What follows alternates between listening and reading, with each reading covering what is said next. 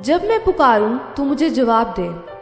ऐ मेरी सदाकत के खुदा, तंगी में तूने मुझे कुशादगी बख्शी।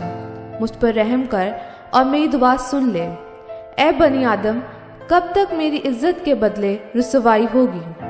तुम कब तक बतालत से मोहब्बत रखोगे और झूठ के दर पे रहोगे?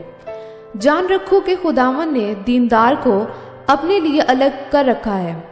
जब मैं खुदावन को पुकारूंगा तो वो सुन लेगा। थरथराओ और गुनाह ना करो। अपने अपने बिस्तर पर दिल में सोचो और खामोश रहो। सदाकत की कुर्बानियां गुजरानो और खुदावन पर तवक्कल करो। बहुत से कहते हैं, कौन हमको कुछ भलाई दिखाएगा? ऐ खुदावन, तू अपने चेहरा का नूर हम पर जलवा कर फरमा।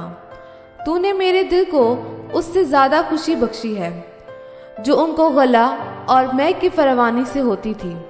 मैं सलामती से लेट जाऊंगा और सूर होऊंगा, क्योंकि ऐ खुदावन फक्त तू ही मुझे इत्मीनान रखता है। आमीन।